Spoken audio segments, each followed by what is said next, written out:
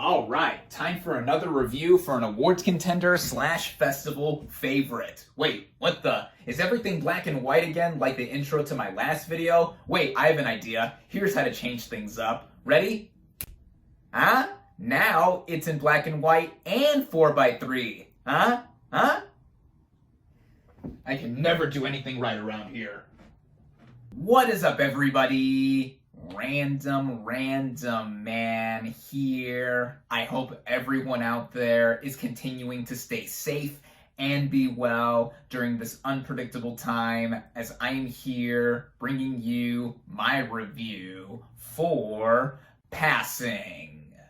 Based on the 1929 novel of the same name by Nella Larson and taking place in Harlem during the 1920s, the plot of this drama basically follows the unexpected reunion between two light-skinned African-American women named Irene and Claire, played by Tessa Thompson and Ruth Negga respectively. While Irene identifies as African-American and has married a black doctor, played by Andre Holland, Claire passes for white and has married a prejudiced, wealthy white man, played by Alexander Skarsgård, and the two women become increasingly involved in each other's lives and insecurities.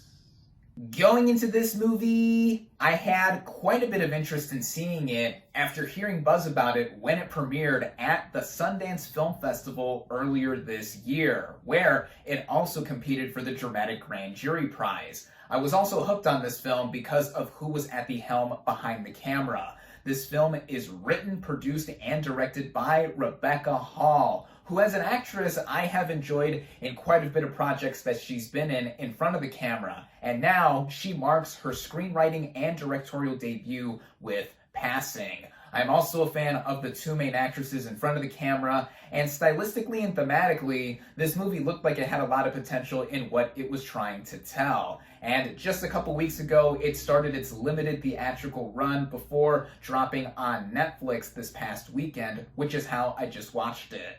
Starting out with the cast and their performances, we have Tessa Thompson in the role of Irene, aka Reenie. This middle-class, light-skinned black woman who seems to be living in 1920s Harlem with little problem at all, adjusting to society that really doesn't seem hostile at first. But then, her life does get thrown for a loop when she unexpectedly reunites with a childhood friend named Claire, played by Ruth Negga. Now, Irene's personality is not stuck up per se, but just going very routinely just in what we see briefly of her day-to-day life before she unexpectedly runs into her childhood friend. While Claire, on the opposite end, having been passing for white for her adulthood, is much more carefree and lively in spirit. And when these two meet again, you can tell that the history between them is very clear-cut, while also Irene specifically being very wary of the position that Claire is in, also meeting her husband soon after. I think that both of these performances are among the best I've seen all year in any movie. I think that they are also among the best performances I've seen in both of the actresses' respective careers. Just the way they bounce off of each other, the dichotomy of their personalities and attitudes, and the contrast shows that even though these are two women in similar positions within this time in history, the way their lives have diverged has a difference, and now coming back together, it creates conflict.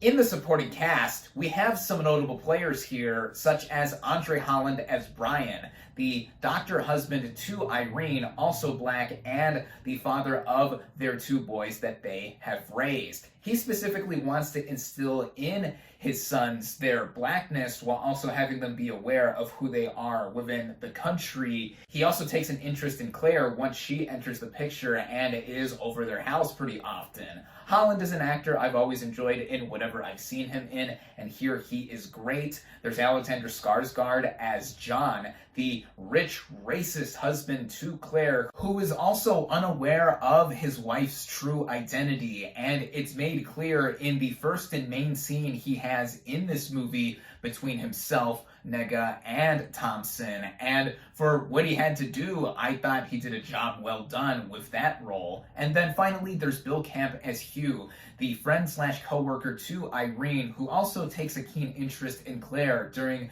this jazz party scene. I always enjoyed him as the various character roles he's played in other projects before this, like in last year's The Queen's Gambit. So here I think he is no different. I think he's a strong performer. And with everyone here, I think that the performances across the board are outstanding, but of particular note are our two main leads, Thompson and Nega. The writing of this film, and by extension the directing by Rebecca Hall, has laid out a narrative that was certainly going to be indicative of the title term it was representing. While I have not read the book that this film is based on, I am aware of the title term that this movie is trying to tell a story about, where passing is used for African Americans that had skin light enough to be perceived as white, and therefore were able to conform and assimilate to society much more easily than those that had darker skin tones. Now, I could personally relate a bit to looking like something that I am not, where I look and sound like a white guy, but I am personally of Mexican descent. Yo soy mexicano. Both of my parents are Mexican, though my situation is not entirely comparable to a lot of black people in what they did back then, which made watching this movie for me one that wanted me to be taken back to a place about 100 years ago where this specific instance was happening for quite a few people. And right away, I gotta talk about this movie's overall look. This film was shot in black and white / monochrome and with a 4:3 aspect ratio. And specifically with movies like these in how they are done in this style, it makes for something that of course wants to be akin to something that was shot back then, or also wants us to have more of a transportive effect in getting us to a time gone by. But here, I think with what Hall has in terms of vision behind the camera does make for one that is so stunning to see. Clearly, this movie was trying to net morality between our two main characters, and the film's tagline even says, "Nothing is black and white," despite literally being done in black and white. But with the two characters and how they are together and just reflecting on their lives up until they've reunited, it's clear that there is some jealousy or envy between both of them. Irene is jealous of Claire's more carefree attitude and just how she was able to assimilate to a different race of people and have little to no issue with it, while Claire is envious of Irene in just how she has accepted her identity that she was born with and has been more happy, it seems like, with her black husband. So that element all across it does make for something that tells a lot of gray area and whether or not one way of living is better than the other. That also makes for some underlying and tenacious tension across this film, specifically with us being put in the main perspective of Tessa Thompson's Irene. Just from the opening scene, we see her going about her business, and then we are put literally in her point of view with the sound and how it's played with and just how she views everything around her. And going back into how this movie looks, getting into some of the technical elements too, this is a gorgeous movie all around with its black and white photography. Usually I like black and white aesthetics because they're not that commonly used in movies anymore, but the way this movie toys around with its lighting specifically makes a huge difference in standing out from other movies of recent memory that have been done in black and white. It also gives us distinct looks between the characters. I mean, Claire has blonde hair and is lit to look lighter than she actually is across this movie, compared to Irene having darker hair and also light skin, but not as light as Claire's. And with how the movie also looks overall with its production design and just us being taken back to 1920s Harlem, it looks very authentic to the time period and got me further immersed with the narrative too, and even the music. There's this recurring piano riff that plays across different transitions of this movie to further get me acclimated into the era this film takes place in, and the way it runs all together at just under 100 minutes in length makes this a breezy watch. With that being said, I think that in how Hall does helm this movie and how forthright it is in literally being direct in its themes and also just how the narrative flows, I think it does create for just how it's very routine in what it does in just carrying out itself by its end. Also, it connects to how there's this one encounter by the end of the movie that seemingly comes out of nowhere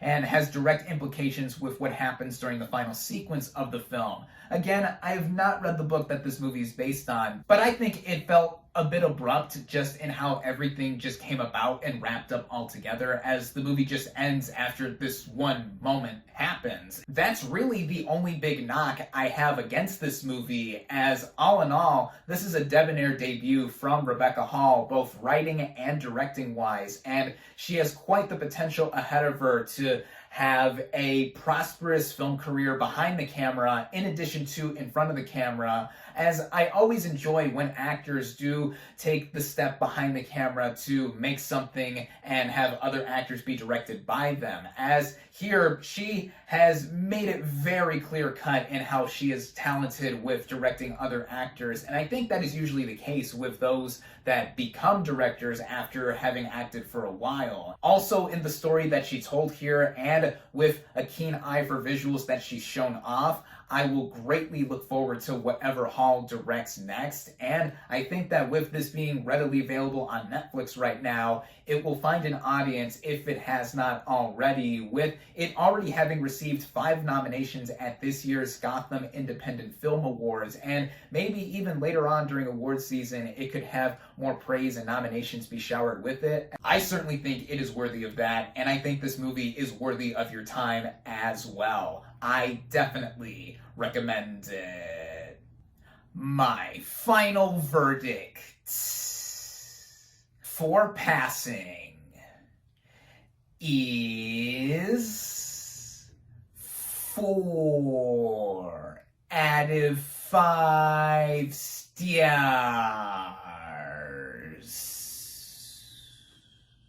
Thank you all, as always, for watching. Be sure to like this video, comment on what you thought of Passing, social media links in the description, subscribe to my channel for more, and I'll catch you on the next movie review.